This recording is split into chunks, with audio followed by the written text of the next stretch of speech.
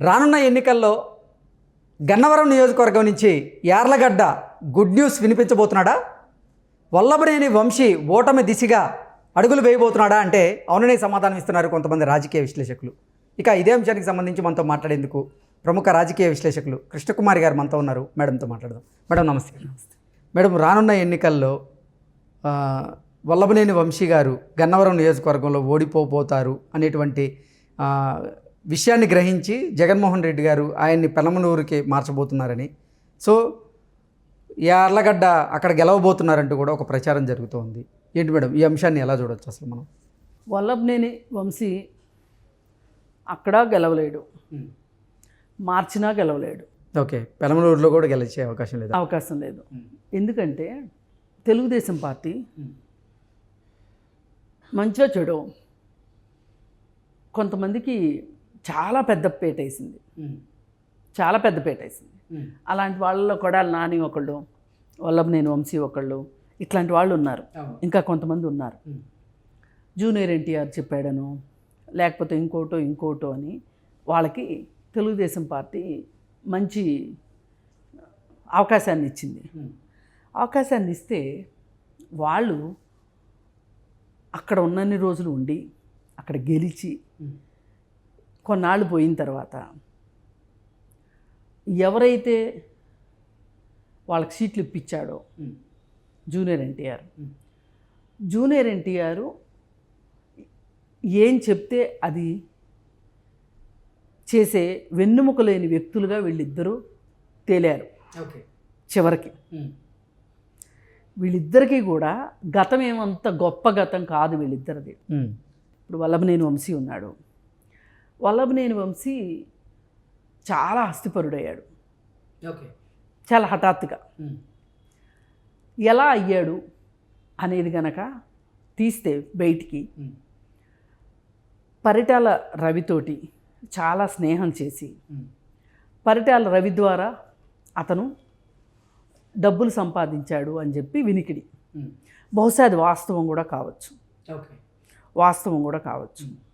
ఆ తర్వాత కూడా ఏ మాటకు ఆ మాట పరిటాల రవి భార్య కావచ్చు, కొడుకు కావచ్చు, వాళ్ళు అంతగా వాళ్ళ వ్యాపారాల గురించి కావచ్చు, అవి మంచి వ్యాపారాలు చెడ్డ వ్యాపారాలు తర్వాత పక్కన పెడదాం, వాటి గురించి అంతగా వాళ్ళకు కూడా తెలియనన్ని విషయాలు వల్లభనేని వంశీకి తెలుసు.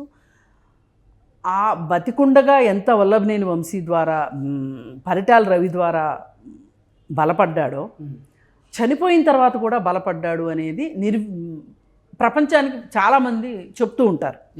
వినికిడి ఇది వాస్తవం కూడా. ఎందుకంటే పోనీ కాదు ఇదంతా అబద్ధము అనుకుంటే అసలు వల్లభనేని వంశీ ఏం వ్యాపారాలు చేశాడు, ఏం వ్యాపారాలు చేసి డబ్బులు సంపాదించాడు?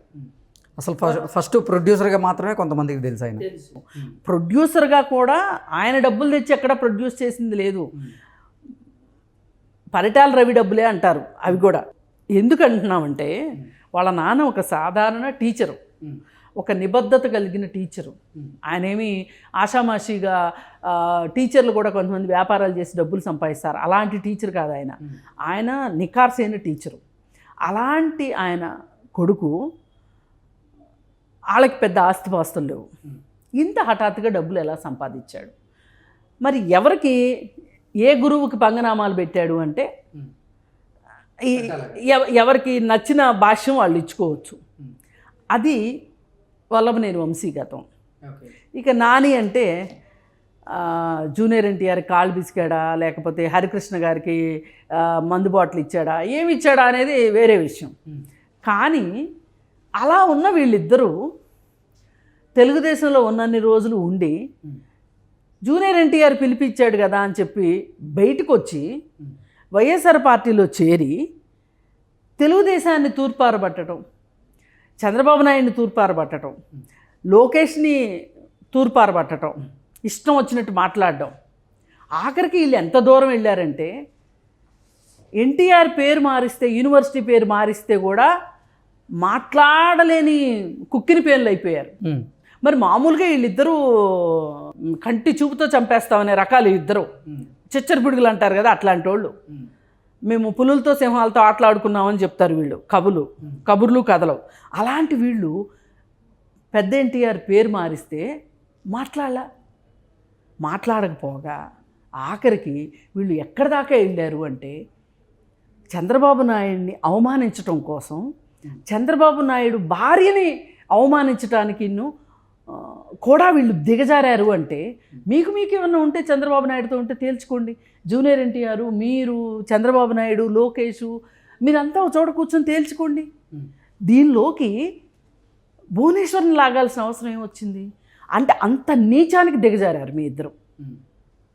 ఇంత నీచానికి దిగజారిన వాళ్ళని ప్రజలు అంత ఈజీగా ఇప్పుడు వీళ్ళు ఏమనుకుంటారంటే ఇవన్నీ ప్రజలకు ఏమర్థం అవుతాయి అనుకుంటారు. కానీ ప్రజలు నిశ్శబ్దంగా గమనిస్తారు. వాళ్ళు ఎప్పుడు చేయగలుగుతారో అప్పుడు చేస్తారు. తెలంగాణలో చూడలే మనం ఎంత నిశ్శబ్ద విప్లవం అండి. ఎవరన్నా అనుకున్నారా అసలు పల్లెటూరుల నుంచి ఇన్ని ఓట్లు పడతాయి కాంగ్రెస్కి, కేసీఆర్కి వ్యతిరేకంగా ఇన్ని ఓట్లు పల్లెటూరుల నుంచే పడతాయి అని ఎవరన్నా అనుకున్నారా? మామూలుగా అయితే ఏమనుకుంటారు, పల్లెటూరు వాళ్ళు అమాయకులు, వాళ్ళకి ఏం తెలీదు, ఏదేదో మాట్లాడుతూ ఉంటారు. ఇక సిటీలో వాళ్ళు కేసీఆర్కి ఓట్లు వేయడానికి వేరే కారణం. వీళ్ళంతా భద్రజీవులు, బుద్ధిజీవులు. వీళ్ళకున్న సంపద కావచ్చు, వీళ్ళకున్న సౌకర్యాలు కావచ్చు, అటు ఇటు తొనకూడదు, బెసకూడదు. అందుకని చెప్పి ఉన్న చోటు ఉంటే నష్టం ఏంట్లే అని చెప్పి కేసీఆర్కి వేశారు. అది వేరే విషయం. అలాగే ఆంధ్రప్రదేశ్లో కూడా వీళ్ళు ఎన్ని నియోజకవర్గాలు మార్చండి వాళ్ళిద్దరూ. ఈయన క్యాసినోవాల్ పెట్టింది మర్చిపోతారా? లేకపోతే ఇష్టం వచ్చినట్టు బూతుల మంత్రిగా పేరు తెచ్చుకున్న తర్వాత మళ్ళీ నీకు ఓట్లు వేస్తారని అనుకుంటున్నావా? అందుకని వీళ్ళిద్దరూ ఎట్టి పరిస్థితుల్లో వీళ్ళు గెలిచే ప్రసక్తే లేదు. వాళ్ళిద్దరూ వీళ్ళు చేసింది జూనియర్ ఎన్టీఆర్కి ప్రతినిధులుగా వచ్చారు. జూనియర్ ఎన్టీఆర్ ఏమో ఆయన కెరీర్ కోసం, ఆయన కెరీర్ని పక్కన పెట్టకుండా వయసులో ఉండే పనులు వయసులో చేయాలి, ఈ వయసులో హీరోగా కాకపోతే ముసలోడిని అయ్యాక హీరోగా చేస్తానా, దీపం ఉండగానే ఇల్లు చక్కబెట్టుకోవాలి అన్న ఉద్దేశంతో ఆయన ప్రత్యక్ష రాజకీయాల్లోకి రాడంట. కానీ ఆయన గుంపును ఒకదాన్ని మట్టుకు తెలుగుదేశంలో ఉంచాలంట. ఆ గుంపు ఎవరంటే వీళ్ళు. నీకు పార్టీని నడిపించాలి అనుకుంటే, పార్టీలో ఉండాలి అనుకుంటే, నువ్వు రాజకీయమే ఇంపార్టెంట్ అనుకుంటే గనక నీకు డబ్బులు ఎందుకు? ఇప్పుడు రాజకీయాల్లో ఉన్న వాళ్ళందరూ బయట ఎక్కడ డబ్బులు సంపాదించలేక రాజకీయాల్లో ఉంటారా? ఉండరు కదా. ఇప్పుడు గల్లా జయదేవ్ ఉన్నాడండి, ఆయన వ్యాపారాలు మానుకుని రాజకీయాల్లోకి రాలా. ఇప్పుడు రేవంత్ రెడ్డి ఉన్నాడు, నాకు తెలిసినప్పటి నుంచి రియల్ ఎస్టేట్ చేస్తాడు రేవంత్ రెడ్డి. నేను అన్నీ మానేశానని చెప్పాడు. ఏదో వ్రతం తీసుకున్న వాళ్ళు చెప్తారు చూడండి, నేను మాంసాహారం మానేశానని అన్నట్టు నేనేం వ్యాపారాలు చేయడం మానేశాను. తగ్గించుకోవాలి అనుకుంటే ఎంతవరకు సమంజసం అది? అంటే మీరు ఒక షాడో లీడర్లు అనమాట జూనియర్ ఎన్టీఆర్కి. ఇవన్నీ గమనిస్తారు ప్రజలు. పైగా మీరు నోరు లేసుకుని పడుతున్నారు. ఎలాంటి మాటలు అంటే అలాంటి మాటలు మాట్లాడుతున్నారు. అసలు అంటే నేను ఇలా మాట్లాడకపోతే జగన్మోహన్ రెడ్డి ఊరుకోడు, అప్పుడు నేను ఇలా మాట్లాడకపోతే జూనియర్ ఎన్టీఆర్ ఊరుకోడు, ఇప్పుడు జగన్మోహన్ రెడ్డి ఊరుకోడు అనే ఉద్దేశంతోనే కదా మీరు చంద్రబాబు నాయుడు భార్యని ఆ విధంగా మాట్లాడింది. అసలు ఏంటి సంబంధం చంద్రబాబు నాయుడు భార్యకి? మీ ఎంతంత అపవాదులు వేశారు ఆవిడ మీద. అదే ఇంకొకళ్ళు అయితేనండి ఈ రాజకీయాలతో పని లేదు అనుకుంటే హత్యలు చేసి ఉండేవాళ్ళు.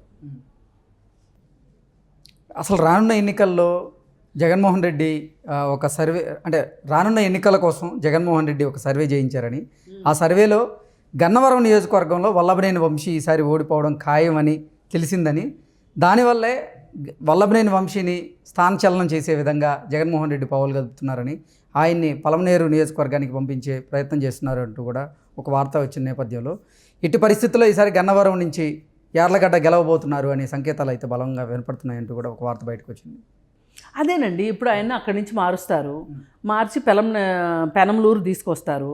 పెనమలూరులో ఇప్పుడు దాకా ఉన్న ఆయన ఎవరంటే, ఆయన ఇంతకుముందు ఒక మినిస్టర్గా కూడా చేశారు కాంగ్రెస్లో, వైఎస్ఆర్ పార్టీలో నుంచి గెలిచాడు ఆయన. ఇప్పుడు పెనమలూరులో పార్థసారథి ఉన్నాడు, ఆయన చాలా రోజుల నుంచి రాజకీయాల్లో ఉన్నాడు. అందుకని చెప్పి ఇక ఆయనకి రిటైర్మెంట్ ఇద్దామని చెప్పి ఆయన నియోజకవర్గంలోకి, మన గెలిచిన నియోజకవర్గంలోకి వల్లభనేని వంశీని తీసుకొచ్చి ఇక్కడ పెడుతున్నారు. అంటే బోడిపూడి ప్రసాద్కే ఇస్తారు మళ్ళీ. తెలుగుదేశంలో. ఇస్తే ఆయనకి కరెక్ట్గా వీళ్ళిద్దరూ ఒకే సామాజిక వర్గం వాళ్ళు, ఒకే పార్టీలో ఉండొచ్చిన వాళ్ళు కాబట్టి వీళ్ళ మధ్యలో పెట్టాలని చూస్తున్నాడు. ఆ ఉద్దేశంతో మార్చాలని చూస్తున్నాడు. ఏం చేసినా, ఎన్ని కుప్పిగంతులు వేసినా కానీ వల్లభనేని వంశీ మీద, అరే ఆ పార్టీ అంతా చేసింది వల్లభనేని వంశీ కోసం, ఇలా ఆ పార్టీలో నుంచి బయటికి రావటం కోసం, తనకేవో వ్యాపార లావాదేవీల కోసం, ఏంటి అంటే హైదరాబాద్లో కొన్ని డిస్ప్యూట్ ప్రాపర్టీస్ ఉన్నాయి వల్లభనేని వంశీకి. ఓకే. వాటికి కేసీఆర్ ద్వారా నీకు మంచి చేస్తాను అని చెప్పి జగన్మోహన్ రెడ్డి హామీ ఇచ్చాడు. ఆ హామీకి అనుగుణంగా ఈయన పార్టీ మారాడు. ఇప్పుడు కొడాలి నాని ఉన్నాడు, ఆర్థికంగా ఇబ్బందుల్లో ఉన్నాడు. జూనియర్ ఎన్టీఆర్ కూడా ఎంత సాయం చేస్తాడు. అందుకోసం ఏం చేశాడు, నువ్వు ఏ వ్యాపారం పెట్టినా నేను నీ వెనకమాల ఉంటానన్నాడు. క్యాసినోలు పెట్టించాడు. క్యాసినో ఒక వ్యాపారం అండి, అత్యంత నికృష్టమైన వ్యాపారం అది. అంటే దీని అర్థం ఏంటంటే, మీకు కావాల్సింది నేను చేస్తా, నాకు కావాల్సింది మీరు చెయ్యండి, మీ సామాజిక వర్గాన్ని మీరే తిట్టండి, మీరు వచ్చిన పార్టీని మీరే తిట్టండి అని చెప్పి ఎవరి కంట్లో వాళ్ళ వేలుతోనే పొడిపించే ఒక వ్యూహం ఏదైతే ఉందో అది జగన్మోహన్ రెడ్డికి వెన్నతో పెట్టిన వ్యూహం.